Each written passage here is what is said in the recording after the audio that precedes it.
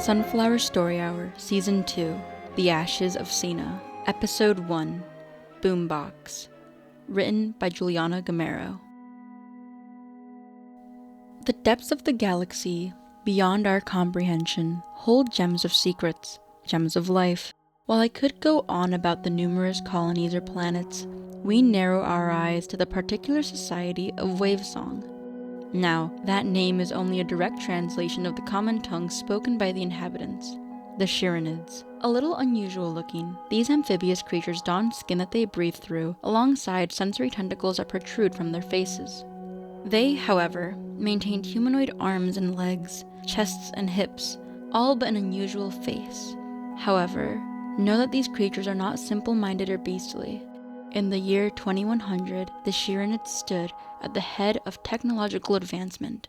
For the sake of understanding, all Shirinid will be translated to English.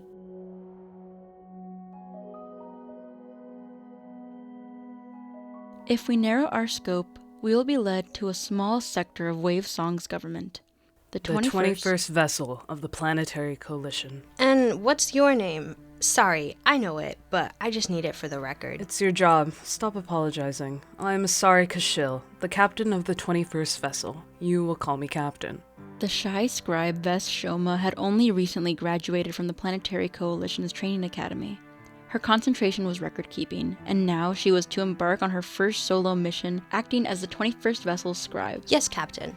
For the record, what purpose will our voyage serve today? Well, think back on your training. The purpose of the Planetary Coalition is unite planets for the purpose of serving on a higher council, to make interplanetary decisions as a democracy. Read that one in your textbooks. Ves turned to the stranger. Oh, your suit is yellow, so you must be this vessel's linguist, correct? Yes. My name is Cathan Mashel. I'll be the one communicating with the people of Atilos 251, bringing them into the coalition.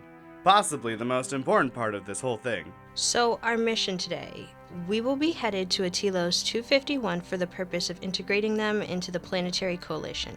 Got it. Thank you, Cathan. Your comments never fail to provide such great insight. We are boarding soon. I implore you both to finish up whatever work you have remaining and get to your seats immediately. Well, I'll be off then. Gather your items, Ms. Ves. You'd hate to miss the boarding, wouldn't you? Cathan tilted his head toward the young scribe, his eyes narrowing in delight. Ves froze, uneasy as she watched the man walk off. Ves followed shortly behind the other two, clipboard in hand, until she met the towering vessel. The spacecraft was equipped with antennae, large thrusters, and a metal door that creaked open, allowing crew to enter. Two pilots in dark blue suits stood at the ship's entrance, and the metal door closed harshly behind them. Welcome aboard, everyone. I will be your lead pilot for this expedition. And I will be your co-pilot and radio operator. Please sit tight as we prepare to launch. We are looking at a relatively clear pathway set for Atilos 251 with little to no interruptions. Sirs? A short, pallid-looking crew member with a light gray suit approached the pilots. He sighed with a hand on his stomach. Is there anything I can take for nausea? Spacefaring does my stomach no good. Are you sure you're in the right place? Yes! I know I wasn't here for roll call, but my name is Reller Shore. I'm the geographic surveyor and cartographer. If you would just let me grab my identification card and... As Reller rummaged through his bag, the contents spilled forth with all sorts of studious items. He scrambled to gather his belongings. Alright, sir, let's just get you to where you belong. A large man stood in the back of the ship. No, he belongs here. I have something for nausea. Here, Reller. Willweed. Wave it under your nose for 3 to 6 seconds. Should do the trick. Why, thank you, Mr. Shell. I'm the working medic aboard the craft. Great. Well, now that introductions have all been conducted, and this situation has been sorted, I see no reason why we shouldn't take off now, pilots. The pilots shot a look at the captain, whose glare at them was clear. He is a part of my team, and you will treat him with respect. Of course, Captain. Alright, everyone. Let's just get ready for a long, clear 46-hour flight. Sit back and relax.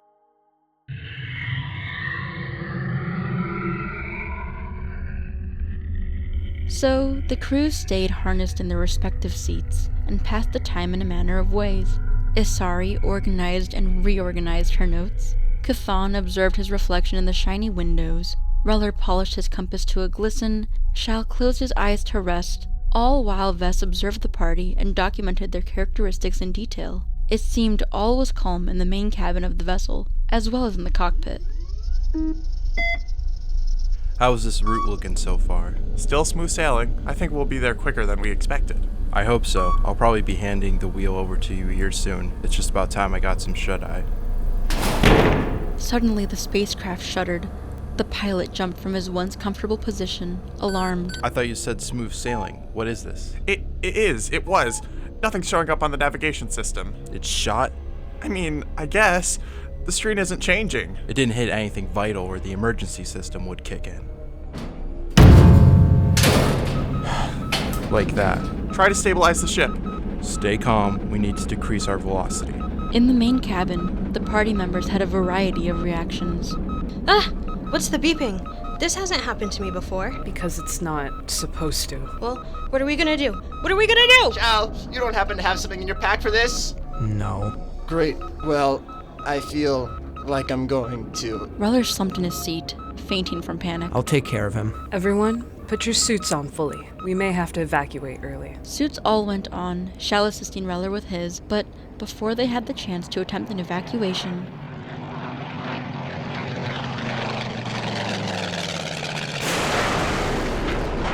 the vessel plummeted, tossing dirt around the large crater it now laid in.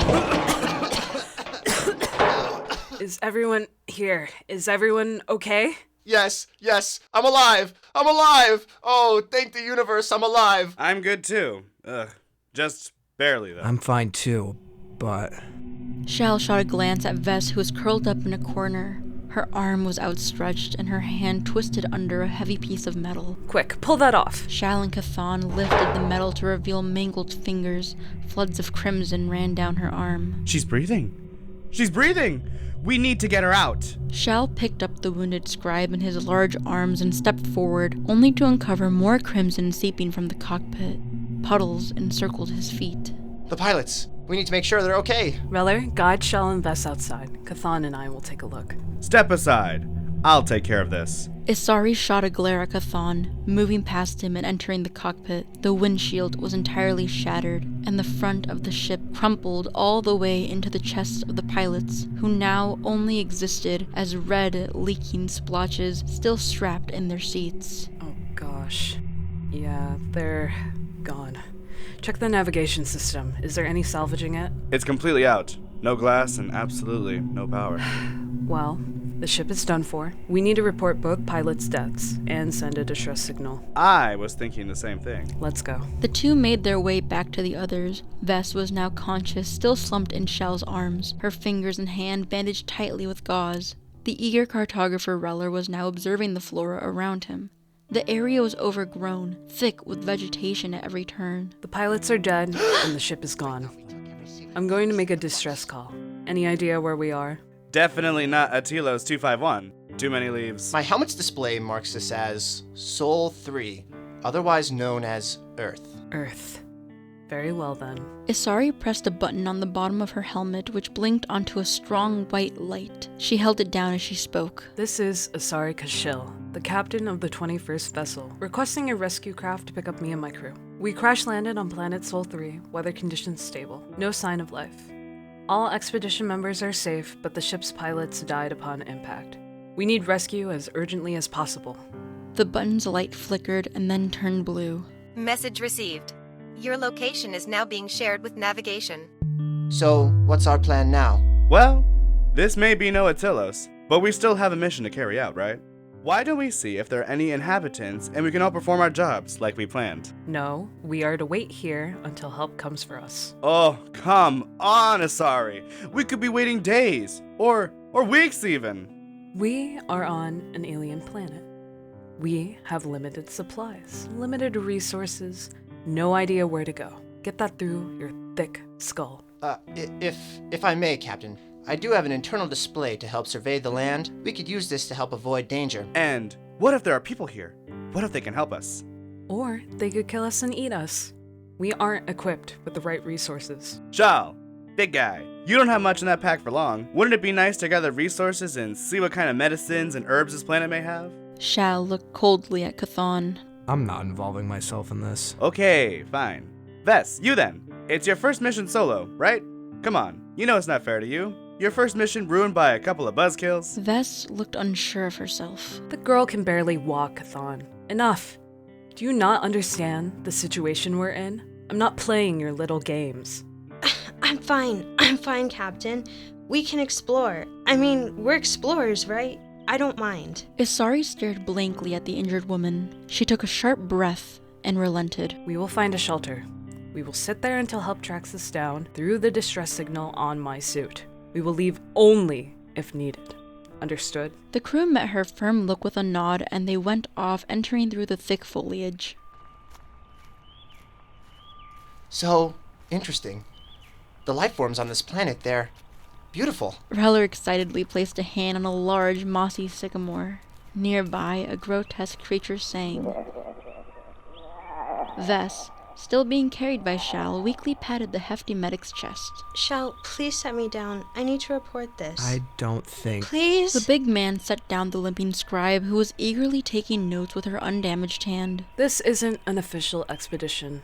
We don't need to be executing our duties. We're just looking for shelter. But what if we die? They need to know who we were.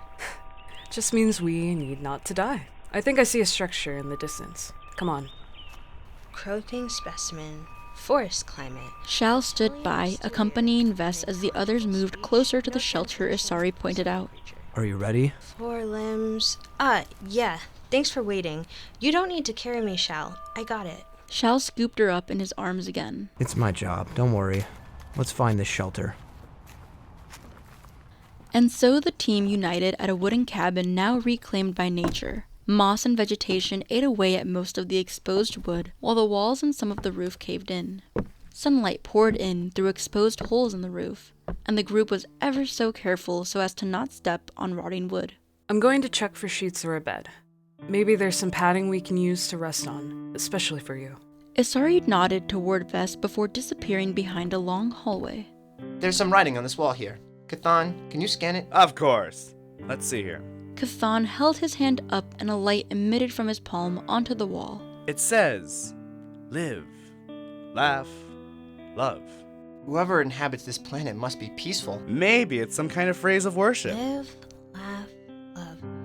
Oh, Shal, please bring me closer to that machine. Shal brought Vess closer to a mechanical rectangular prism. 2 speakers on the device faced the crew on either side of the machine, with some square buttons on top. This was none other than a boombox. You can drop me. Let's see here. As the medic set her down, Vess stepped closer to the machine, pressing one of the buttons. At first, there was nothing. Then... Oh! At the sound of the boombox, Isari rushed back with blankets in her hands. What are you doing? Turn that off. It might be some kind of explosive. I leave for 1 minute. Captain, listen. It's music. A clever discovery, Miss Vess.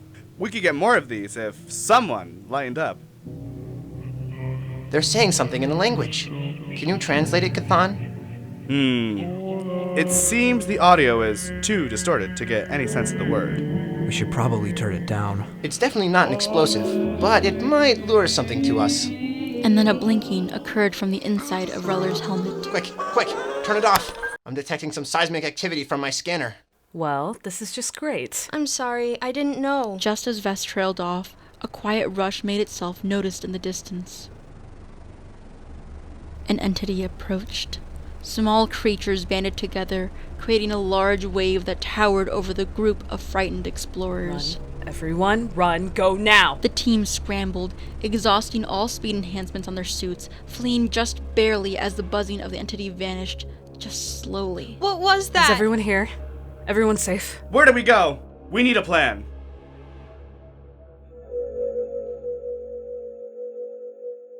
A century ago, things here were much different.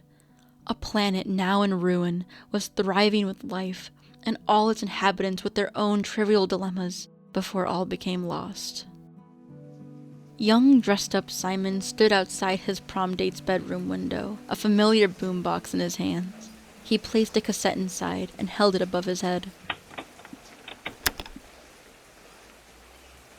Parker, I'm sorry. Please come out here. Simon? It's raining. What are you doing? Look, I'm sorry about how tonight went. I promise I didn't mean to stand you up. I know how much prom means to you, and I was going to be on time. Things what? Things got a little out of hand at work. My tire popped. This isn't even my suit, it's Lenny's. I'll make things up to you, Parker. I swear, but I promise I would never blow you off. You are everything. Simon, I get it. I'm not mad at you. I'm just upset. This is the last thing we had to look forward to, and then we graduate. Well, it's only 10 o'clock. You're still in your dress, and I'm in this navy blue nightmare. Let me give you something to look forward to. I know it's raining, but can I have this dance, Parker Green? You may. Parker, who are you talking to? No one, Mom. I'll talk to you tomorrow. But for now... Parker gestured Simon over, and he approached the window, only to be met with a quick kiss on the lips. Bye, Simon. And Simon placed his hands to his lips as he watched the could-be prom queen close her blinds. Bye, Parker. Is everyone here? Everyone safe? Where do we go? We need a plan. Where should the explorers go? Should they head back to the ship or deeper into the overgrown planet? Place your vote on our website at tinyurl.com/sunflowerstoryhour or on our Instagram at sunflowerstoryhour. And we will see you very soon for another episode. Thank you and good night.